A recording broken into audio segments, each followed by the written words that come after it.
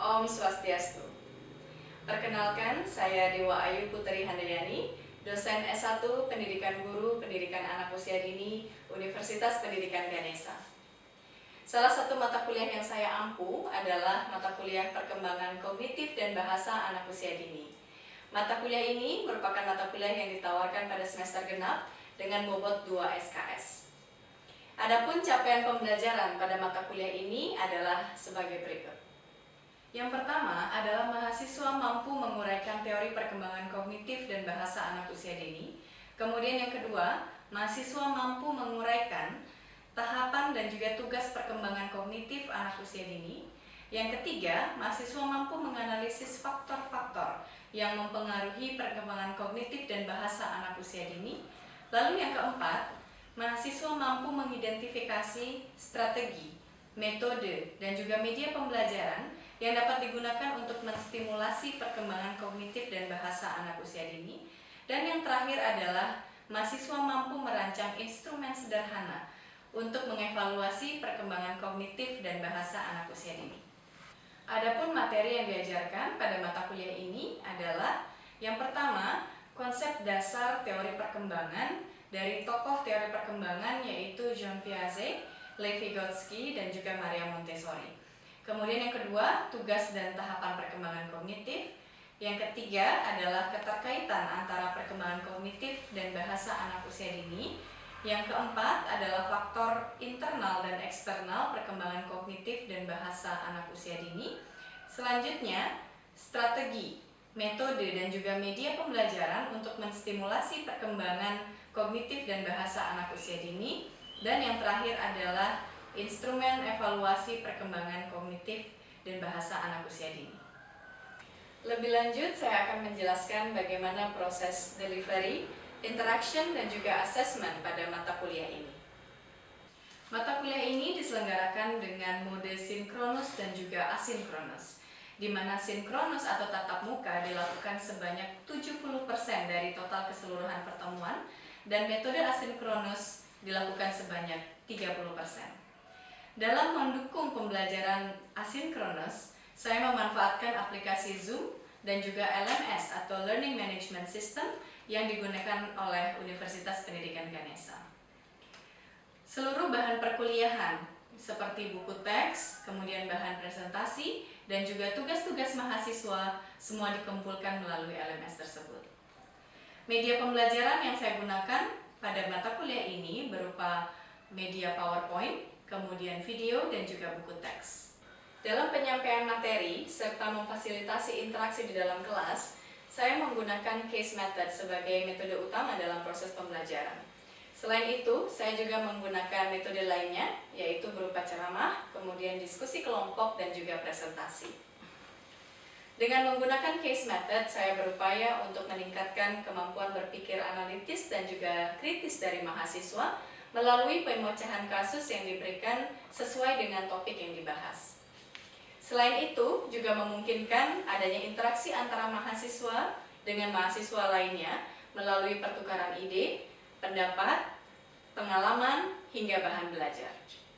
Dalam rangka memastikan seluruh mahasiswa mendapatkan kesempatan yang sama dalam berpartisipasi di kelas, saya berupaya mengajukan beberapa pertanyaan kritis yang dimana ini bisa mendorong mahasiswa untuk berpikir dan kemudian menyuarakan pendapatnya secara bergantian. Adapun sistem penilaian yang saya lakukan pada mata kuliah ini dengan memberikan bobot sebanyak 60% pada penilaian proses yang meliputi sikap, partisipasi di kelas, kemudian kuis, dan juga penyelesaian tugas-tugas. Sedangkan untuk penilaian produk atau hasil itu diberikan bobot sebanyak 40% yang meliputi UTS dan UAS.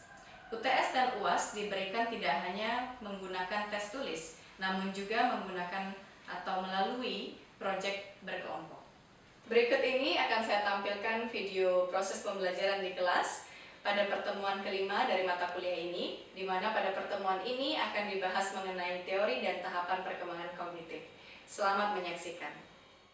Selamat siang adik-adik semuanya. Gimana kabarnya hari ini? Baik. Udah jam 1, udah makan siang? Sudah. Sampai ada yang bilang belum, saya berikan makan siang.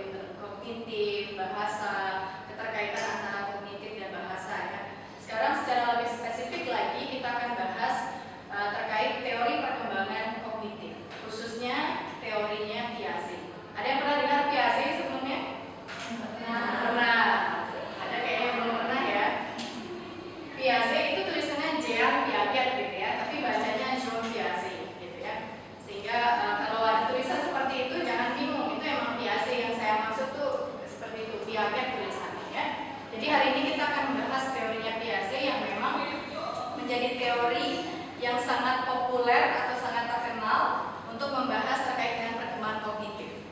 Dia adalah tokoh psikologi dan tokoh biologi, gitu. Jadi dia itu sering melihat keterkaitan antara bagaimana biologis kita di dalam tubuh dengan perilaku kita sehari-hari. Sehingga terciptalah teori perkembangan kognitif oleh Piaget yang dia sebut stages of cognitive development. Jadi ada beberapa asumsi dasar dari teorinya Piaget ya. Yang pertama, Piaget mengatakan bahwa anak itu merupakan pembelajar aktif. Artinya adalah anak itu yang secara aktif mengeksplorasi dunianya sendiri. Jadi dia akan mencari pengetahuannya sendiri. Dia akan tahu tentang hewan, tumbuhan dan segala macam itu karena dialah yang mengalami langsung.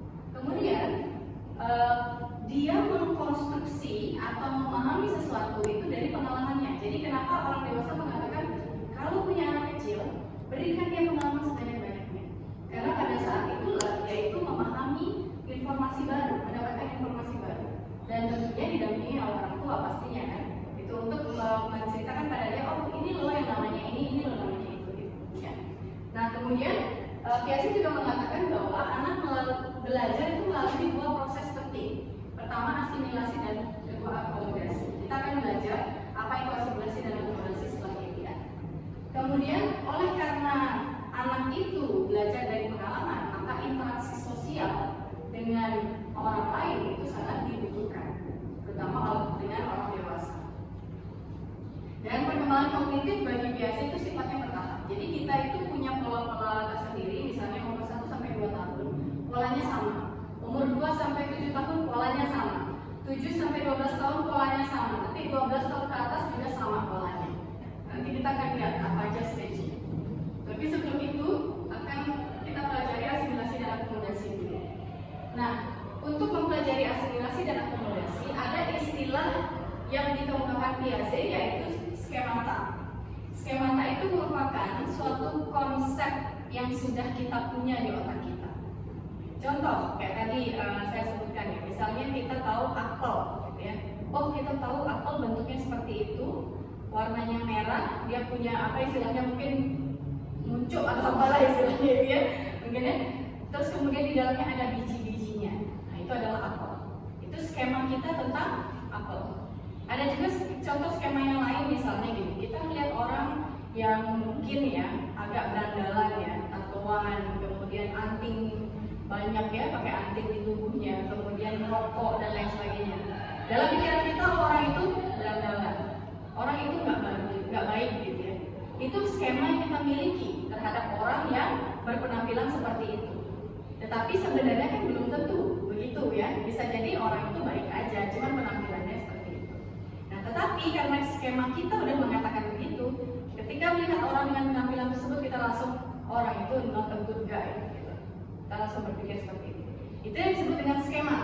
Piaget itu mengatakan kita punya, semua orang punya skema-skema atau konsep-konsep di dalam otak kita. Nah, ini terkait dengan asimilasi dan akomodasi itu tadi. Kalau dari definisi seperti ini, tapi saya ingin memberikan langsung ke contoh saja. Nah, ini contoh misalnya ya. Asimilasi itu kan proses kita mengetahui sesuatu yang baru dengan menggunakan skema yang kita punya. Contoh kita punya skema tentang anjing. Kita tahu bahwa anjing itu kakinya 4, punya bulu, ya berbulu badannya, kemudian punya ekor dan lain sebagainya. Itu skema kita dan kita menganggap hewan yang seperti itu adalah anjing. Kemudian itu kita melihat seekor kucing, ya. Ketika kita melihat seekor kucing, kita akan bilang, oh itu anjing. Itu adalah proses asimilasi ya. Jadi kita menggunakan skema kita untuk memaknai suatu informasi baru. Ya, kita bilang itu anjing, tetapi kan salah ya. Kemudian ada orang tua mengatakan gini, enggak, dia itu bukan anjing, tapi itu kucing. Bedanya adalah, oh dia punya kumis dan lain sebagainya lah. Dijelaskan perbedaannya. Nah, proses itu kita sebut dengan akomodasi. Jadi proses di mana seseorang itu menyesuaikan skemanya dia dengan informasi yang baru. Ya, kurang lebih seperti itu. Nanti terjadilah ekuilibrasi namanya, yaitu proses keseimbangan. Ketika dia sudah tahu, oh ternyata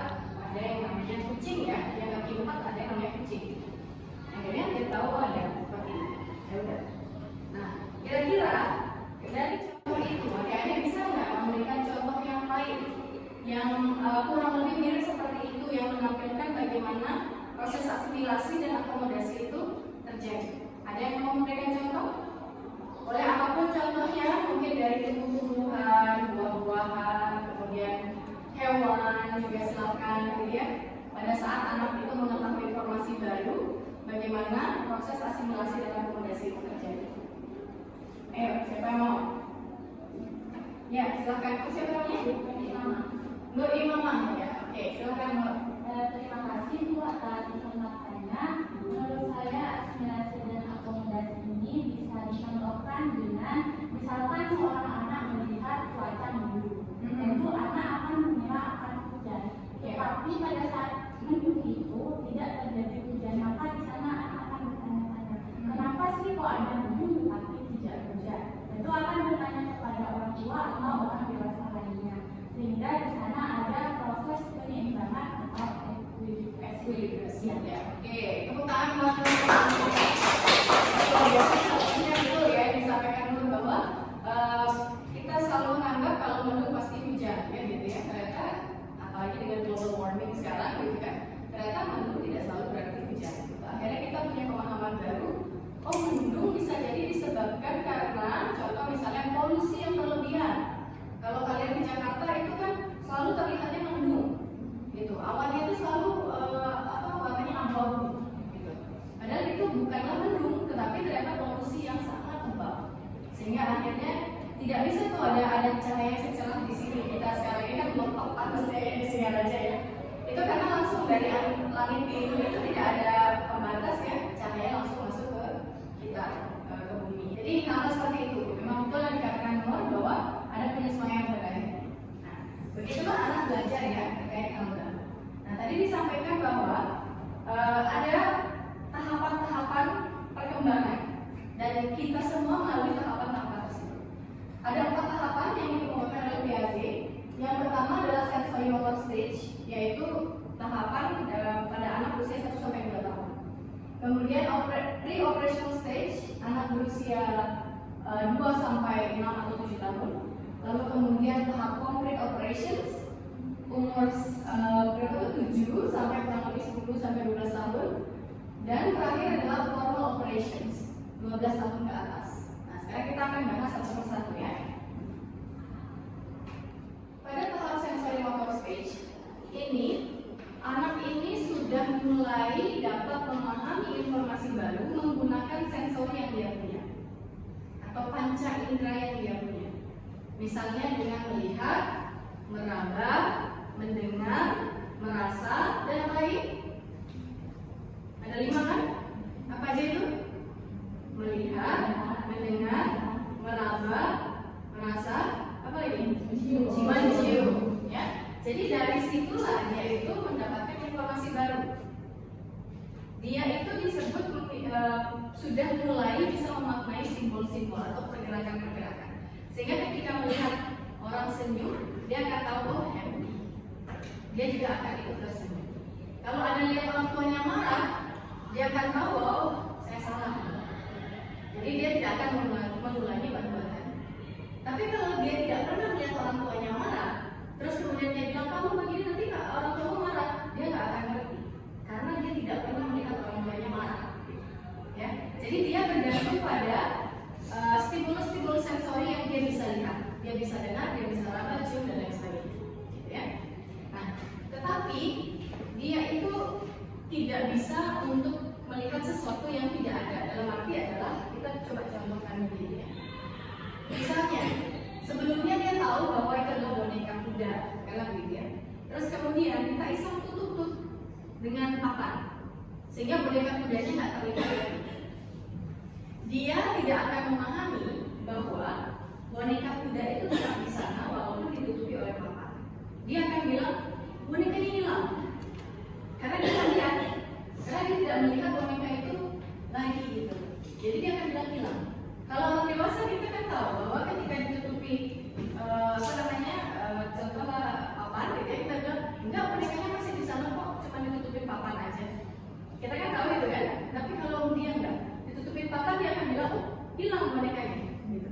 Ya, itulah yang disebut dengan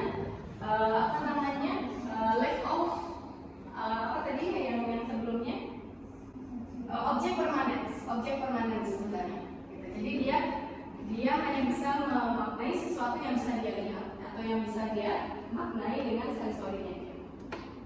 Itu ciri utama dari sensory motor stage ya. Kemudian yang kedua, tahap kedua adalah pre-operational stage, yaitu usia 2 sampai 6 atau 7 tahun ya.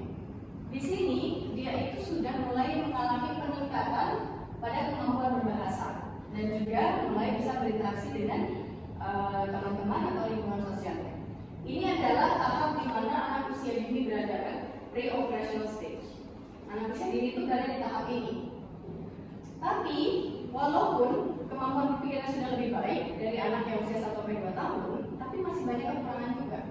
Salah satu kekurangannya adalah lack of concentration. Ketidakmampuan untuk menyadari bahwa jika tidak ada yang ditambahkan atau diambil, jumlahnya tetap sama. Contohnya kayak begini, misalnya kita punya botol aqua, kemudian kita ingin menaruh botol aqua itu di sebuah mangkok yang besar. Mangkoknya lebih rendah daripada botol aqua ya. Ketika air ditaruh di sana, dia akan berpikir, airnya berkurang. Karena apa? Karena mangkok itu lebih rendah dibandingkan botol aqua. Padahal volumenya sama kan? Cuma tempatnya aja yang beda, ya kan? Dia nggak bisa memahami bahwa volumenya tetap sama walaupun tempatnya beda. Itu yang dimaksud dengan lack of concentration. Gitu. Kalau kita kan paham, ya sama aja volumenya walaupun tempatnya beda. Nanti di ember yang kita sama kok, gitu. Tempatnya aja yang beda. Ya, itu lack of concentration. Kemudian kelemahan yang lainnya ada yang disebut dengan transductive reasoning, yaitu ketika seseorang anak gagal memahami hubungan sebab akibat yang benar, dia menyimpulkan dua hal yang tidak berkaitan. Kalau tadi contohnya Nuri Mama adalah ketika mendung itu hujan, itu kan logis ya, karena hujan itu memang diawali oleh mendung dulu gitu biasanya, itu logis. Tetapi anak usia dini dia itu belum bisa untuk memiliki memahami hubungan sebab akibat yang logis. Misalnya dia melihat seekor anjing menggonggong, kemudian setelah anjing menggonggong tiba-tiba ada balon yang pecah. Dia akan berpikir, balonnya pecah karena anjingnya gonggong. Gitu. Ya, itu kan tidak rasional atau tidak logis ya. Hanya karena kebetulan aja itu terjadi. Cuman karena masih keterbatasan berpikirnya mereka akan berpikir itu berkaitan. Gitu. Sehingga dia akan berpikir bahwa karena anjing gonggong balonnya jadinya pecah. Nah, disinilah peran orang tua kemudian membenarkan ya apa yang menjadi pemahaman mereka. Kemudian berikutnya ada kelemahan lagi yang disebut dengan egocentrism. Egocentrism itu adalah ketidakmampuan untuk memahami bahwa pandangan orang lain mungkin berbeda dengan dirinya. Misalnya, dia melihat ayahnya bersedih, dia akan memberikan boneka pada ayahnya. Padahal ayahnya belum tentu senang diberikan boneka, tapi dia berpikir karena dia senang diberikan boneka ketika sedih, maka ketika ayahnya sedih dia akan berpikir, kasih boneka dari si bapak. Padahal belum tentu seperti itu. Itulah gimana ini adalah kondisi di mana anak itu tidak mampu berpikir dari perspektif orang lain. Ayahnya kan belum tentu senang boneka, jadi ketika dikasih boneka ya belum tentu happy. Tapi pikirannya ayahnya pasti happy dikasih boneka. Jadi dia belum mampu untuk berpikir dari perspektif yang berbeda dari apa yang dia pikirkan. Nah, yang terakhir, ciri yang terakhir adalah pretending. Pernah adik-adik mungkin melihat anak-anak usia dini mereka main dokter-dokteran, main rumah-rumahan, gitu kan, main buaya-buayaan. Kalau saya waktu kecil dulu main buaya-buayaan, gitu kan, itu sudah gede jadi buaya. Enggak. Jadi maksudnya adalah berandai-andai. Jadi itu ceritanya ada dokter, ada ini, ada itu, masak-masakan dan segala macam. Itu pretend play. Jadi salah satu ciri khas yang dilakukan oleh anak usia dini. Dia sangat menyukai hal itu. Ya, jadi itu sebenarnya dipengaruhi oleh kemampuan berpikirnya juga. Ya, oke. Kemudian yang ketiga, tahap ketiga adalah concrete operations.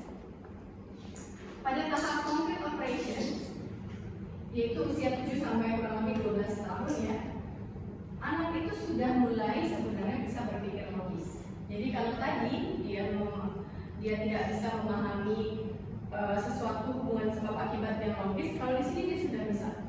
Oh nggak mungkin lah, masa karena anjing gonggong balon jadi pecah. Di sini dia udah mampu ya, di sini udah mampu. Jadi dia hanya memahami hubungan sebab akibat yang logis saja. Tetapi kemampuan berpikir logisnya itu belum terlalu berkembang ya. Jadi tidak bisa berpikir yang kompleks. Baru yang sederhana-sederhana aja. Karena ini maka itu, jika ini maka itu, begitu aja. Maksudnya tidak yang abstrak gitu. Ya, kalau kita mungkin di usia kita kan kita sudah bisa berpikir yang cukup abstrak ya. Kalau mereka itu belum. Nah, kemudian jadi terbatas pada hal-hal yang konkret atau yang nyata. Nah, yang terakhir adalah tahap formal operations. Di sini adalah tahap di mana anak-anak kita sudah mampu berpikir secara rasional, logis dengan hal-hal yang sifatnya lebih abstrak. Tetapi kemampuan berpikir abstrak ini juga berkembang ya. Jadi walau di anak usia 12 tahunan dianggap mungkin sudah bisa berpikir abstrak, tapi abstraknya nggak kayak kita ini gitu.